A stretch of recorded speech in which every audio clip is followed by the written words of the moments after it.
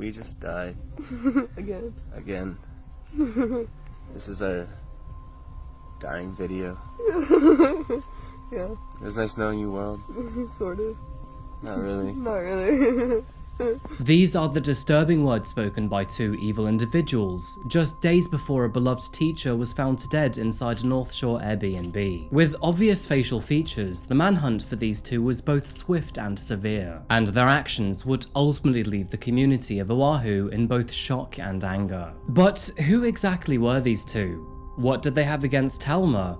And what were their evil actions? Good morning, good afternoon, or good evening, folks. My name is Adrian, and welcome back to Coffeehouse Crime.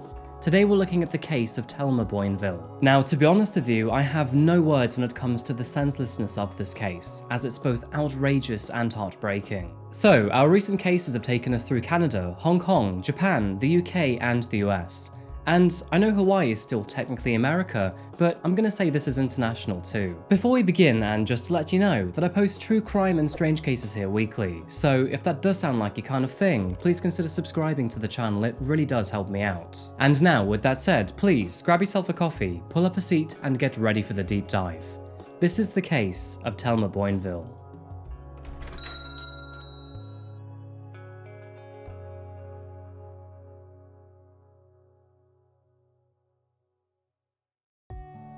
Velina mai I Hawaii, folks, or to those unfamiliar with the native language, welcome to Hawaii. Now, Hawaii is an incredibly fascinating place to be. It's one of the most remote clusters of islands on the planet, holds a very unique climate, and thanks to its volcanic heritage, hosts some of the most jaw-dropping terrain. The 8 main Hawaiian islands are comprised of 15 volcanoes, which are all the youngest of a linear chain of roughly 130. 5 of these are considered to be active, and 2 of them, named Kilauea and Mauna Loa, are considered to be 2 of the most active volcanoes on the planet. Something that I find peculiar to this very day is that Hawaii is actually one of the many states of America. This is despite it being 2,000 miles away from the mainland, the only state outside of North America, the only state that is an archipelago, and the only state in the tropics, which is quite an outlier of a place when you think about it. Based on archaeological evidence, the first group of people settled on the Hawaiian Islands around 1,000 years ago, likely from Polynesian settlers from the relatively nearby Marquesas Islands. Hawaiian mythology also suggests that a second wave of settlers arrived from Tahiti around 200 years later, and how the hell any of these guys were able to navigate such a large ocean back then without any technology is completely beyond me. What once began as a lonely island and maybe 1 or 2 ships has now become a thriving population of around 1.5 million residents. As you can likely guess, one of Hawaii's main industries is tourism, though several other industries are crucial to its economy too, including the production of sandalwood, pineapple, military training,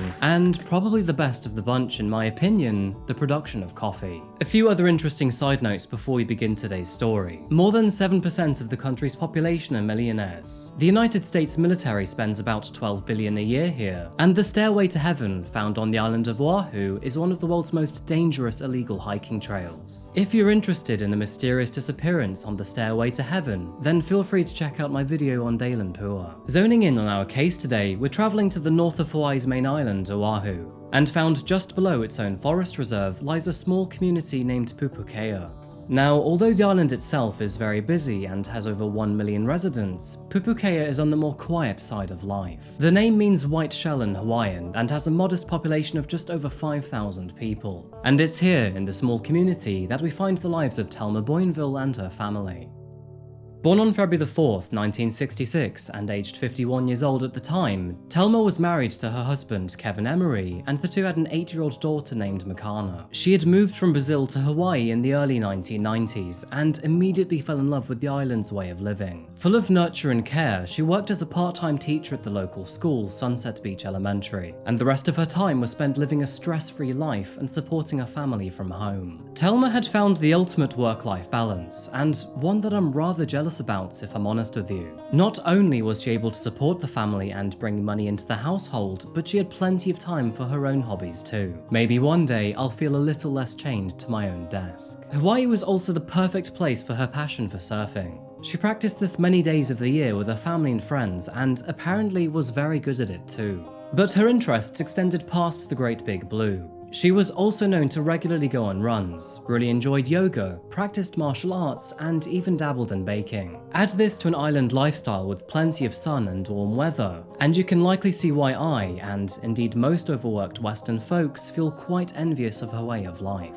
Though geographically speaking, I suppose you could argue that Hawaii is the most Western of civilizations. To be quite honest with you, every time I look into Hawaii, I often fantasize and wonder what it would be like to live there. I'm likely looking at it through rose-tinted glasses, but the idea of waking up near a beach, going surfing, and then looking at the mountainous terrain honestly sounds quite idyllic. To add to this, I hear that the coffee in Hawaii is extremely good too. And they even have their own special bean named Kona. The high elevation, rich volcanic soil, cloud coverage, and even warm temperature make Hawaii the perfect place for coffee to grow. Thanks to this, Kona beans are known to be one of the most flavoursome Arabica blends in the world, and its reputation is highly protected as a result. Anyway, Kona coffee is both rare and uniquely delicious. So, does anyone know where I can get some in London? Telma was described as someone who was very protective of her friends. She was fun, loved to joke around, and was a genuine pleasure to be with. She was also somewhat of a party animal, but always preferred something other than beer. One of the most notable things about Telma is her always happy and sunny smile. And even in her younger pictures, she maintained that infectious grin. Moving into the tragic events of this story, but in order to help with the family's finances, Telma took another part-time job as a cleaner.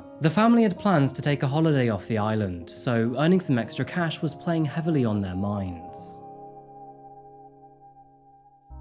The date was December the 7th, 2017. It was a Thursday afternoon, and Telma was cleaning an Airbnb located on Keiki Road, located near the small town of Rock Pile. With a couple of Australian tourists arriving later that afternoon, it was up to Telma to make sure the home away from home was clean, welcoming and ready for their stay. Kissing her daughter on the forehead, she told her to stay in the truck and watch a movie while she went inside to clean. By the way, in an area like Rockpile, this wasn't anything out of the ordinary, and Makana was very safe in the truck. Telma wouldn't be long anyway. Just a quick spruce around, a few fresh bed sheets and towels, and then she'd be back out of the house. With all things calm and ordinary, she then stepped inside, ready for her usual job. We're moving forward by 3 hours to 3 PM. At long last, it was finally time to check in for the Australian travellers. And with Airbnb's remote password feature, no one was required to let them into their home. But approaching the front door, something appeared to be off about this place. And unfortunately, that suspicion would be confirmed after walking through the front door. And what they found was a devastatingly haunting scene. Telma Boinville had been savagely beaten to death. Her head, face, shoulders, torso, arms, and hands were all covered with blunt force and sharp force trauma. The murder weapons, including a bloody baseball bat, a hammer, a knife, and a mallet, were all found nearby. The name Axel had been written in blood above one of the main door frames, and almost all of the rooms were in complete disarray. The tourists ran outside and called the police immediately. Upon arriving, they found Telma's daughter, Makana, located upstairs. She was tied up and bound, but thankfully, she was uninjured.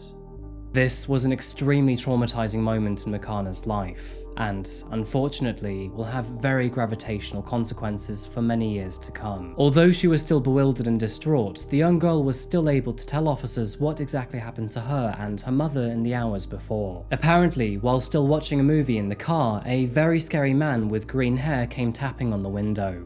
He then opened the door and told her, "We just killed your mother." Makana also recalled seeing a woman with him. She was then dragged inside, tied up, covered, and put in one of the bedrooms. And just like that, both assailants fled the scene in Telma's truck. As you can likely guess, this tightly knit community of Northshore were devastated by the news. And with the place being so neighbourly, the news spread like wildfire across town. Those close to Telma learned of her fate quite rapidly, and this included her brother-in-law, who just so happened to be locally famous surfer Garrett McNamara. The man was so devastated that he made a raw, desperate and emotional plea to the general public, offering $100,000 to anyone who could catch her killers. I have $100,000 cash right now for anybody who can tell me who just tied up my niece and duct taped my niece and killed her mother at Keiki Beach on the North Shore of Oahu. $100,000 right now. If you can tell me who just murdered my twin brother's girl and tied up my niece.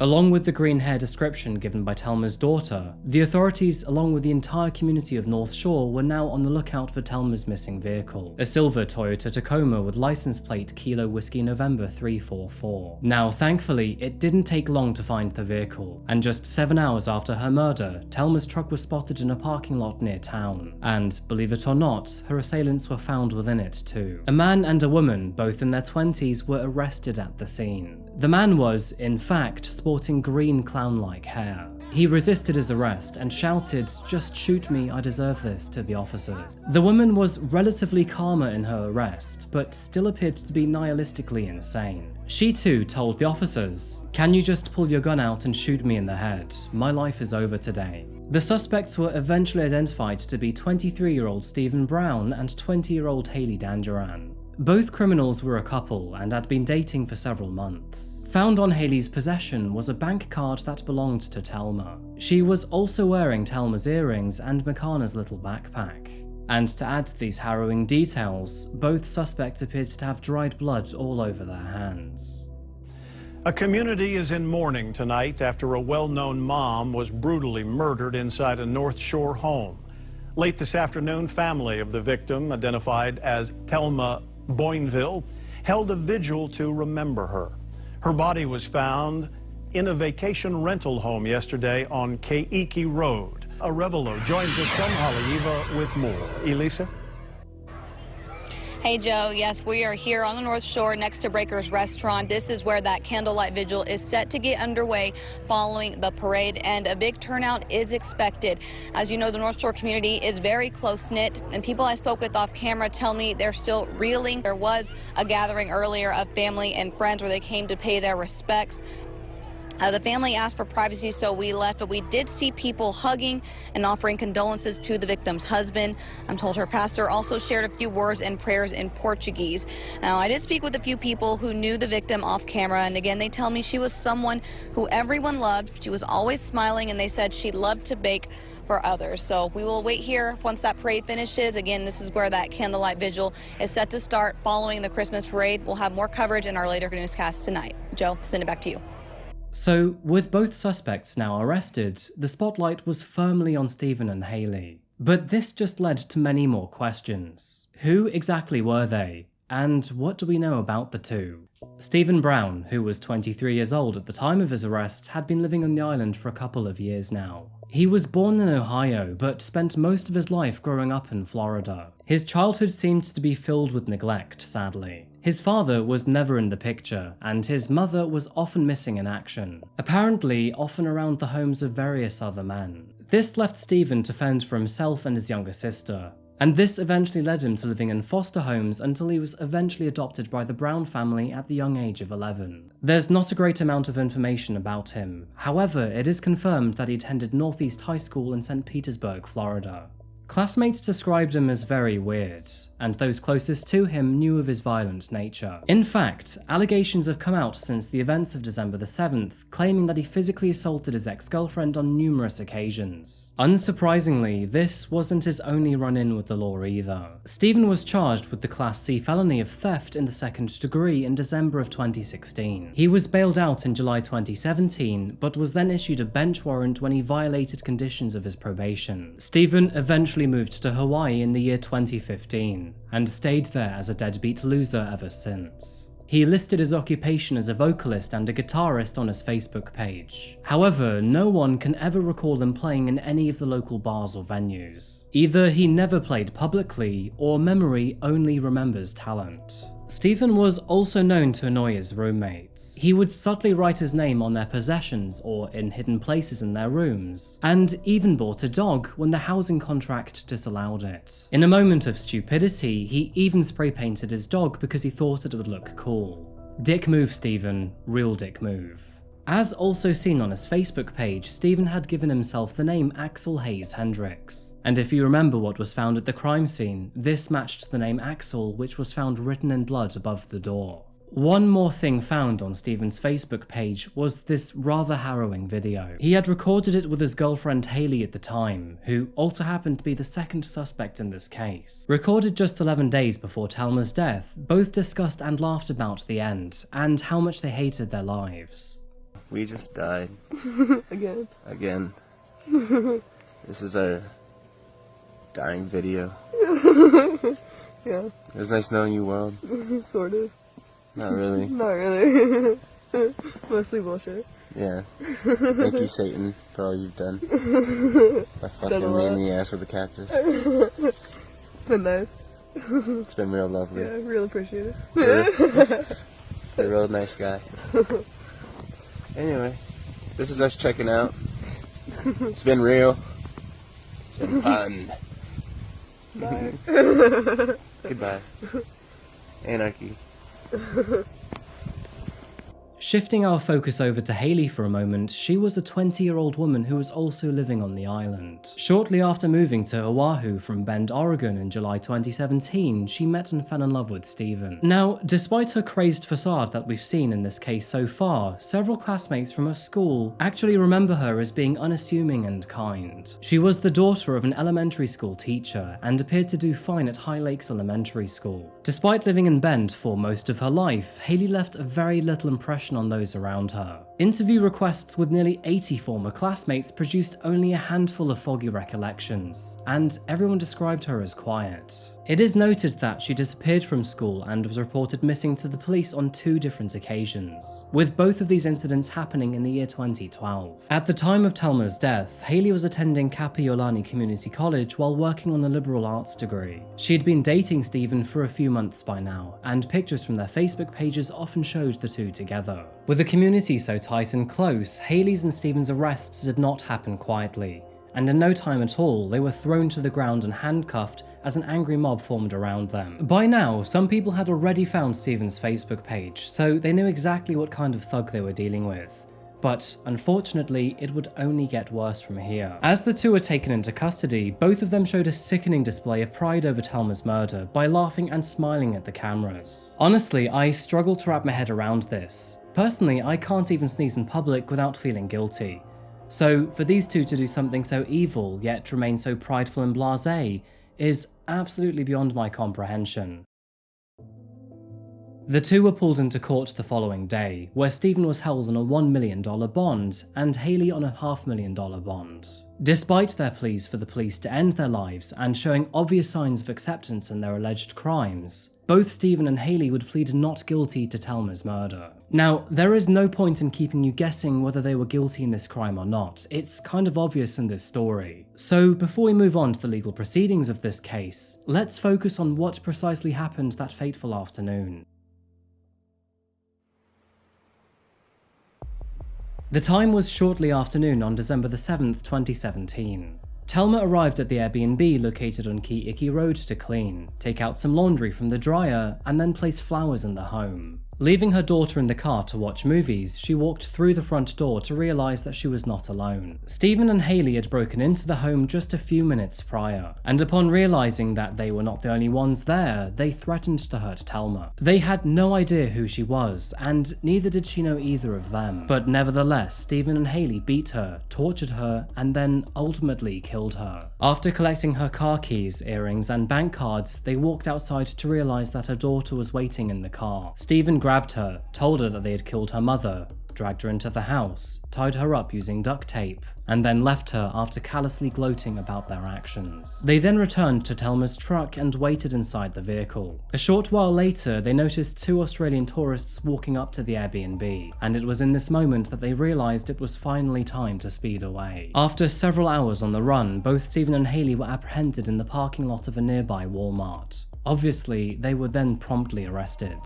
They were then charged with second-degree murder, kidnapping, robbery, and other charges in connection with Telma's death. At first, it wasn't clear if they would try Stephen and Hailey separately or together in the same trial. In the end, they decided to do it separately. There was quite a lot of frustration during this period of time, because it would take over 5 years before either of them stood trial. This was due to COVID, of course, but also many delays in the court system.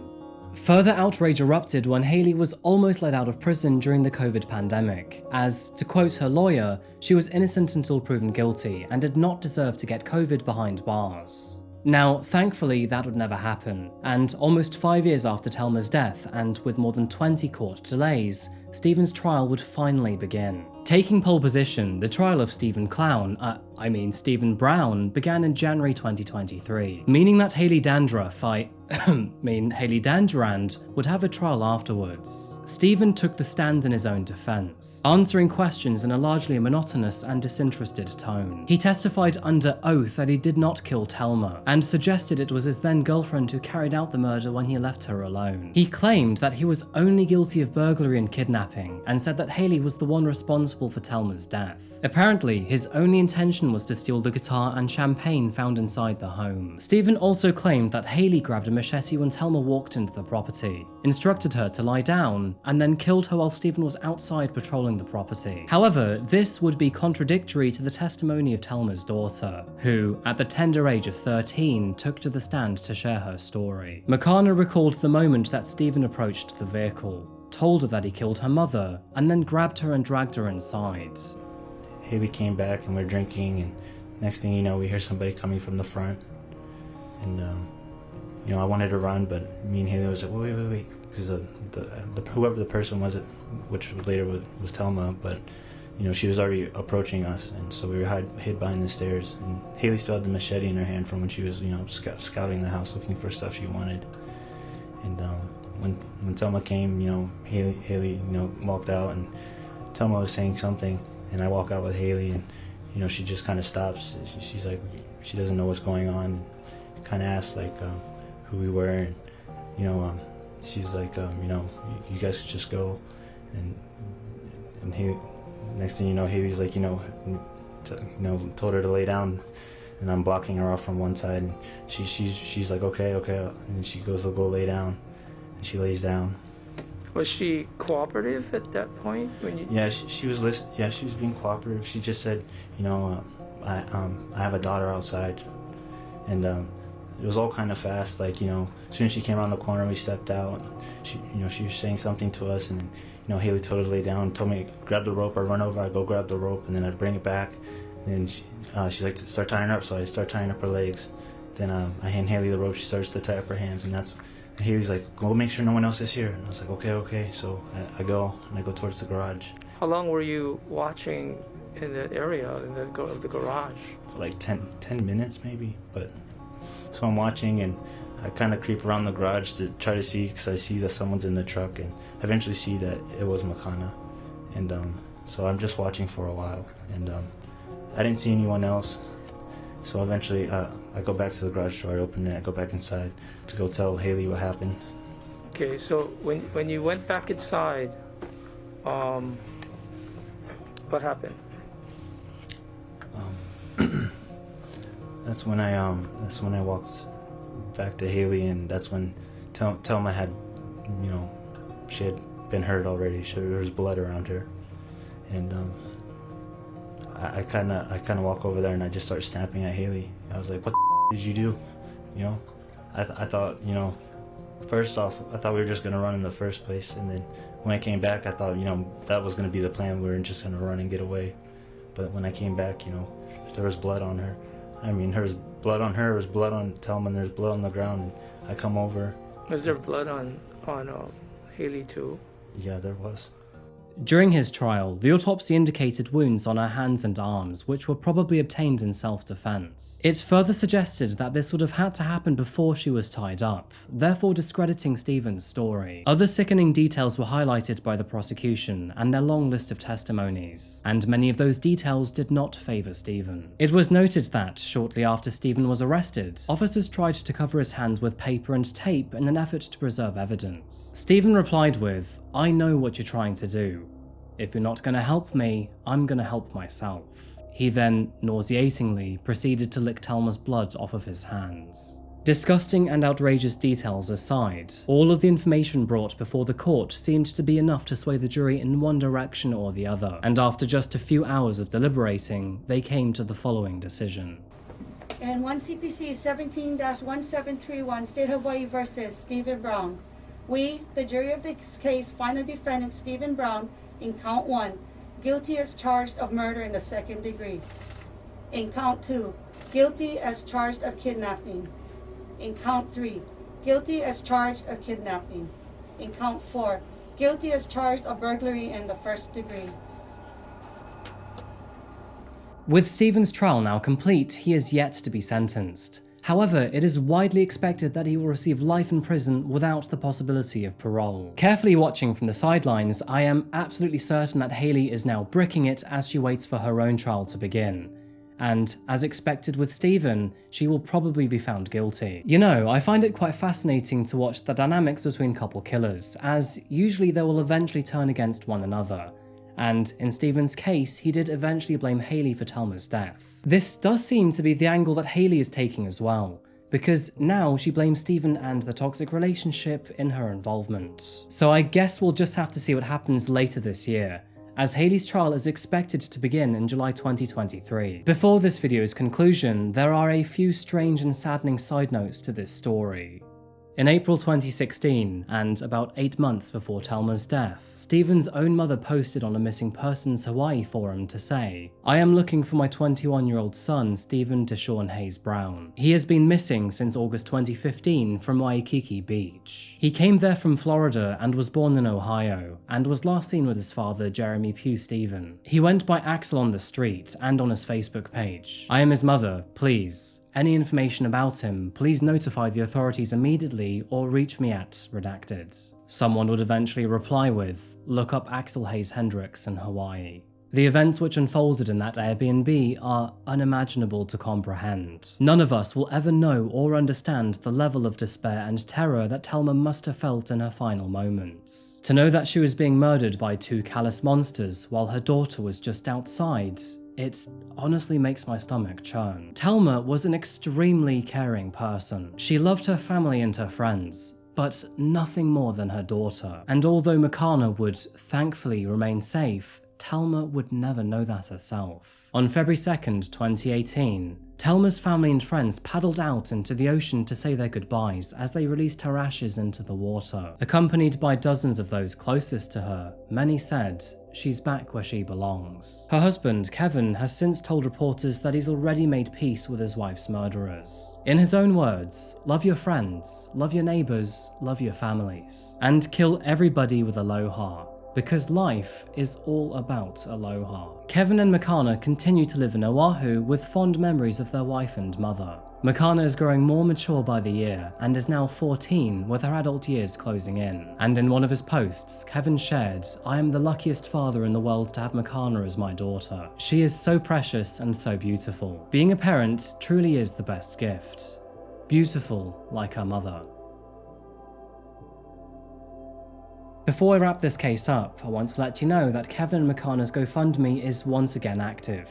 And with all the private schooling and therapy that Makana has to go through, they really could do with your support. If you'd like to help Makana have a second chance and help Kevin support his family, I'll leave a link in a pinned comment down below. Honestly, no pressure, but as a content creator of true crime and the viewers of true crime, I believe this is one of the best ways we can support people in these sorts of situations. And on a final note, I hope that Kevin and Makana find the peace that they so absolutely deserve. And so, once again folks, I think that just about wraps up our case today.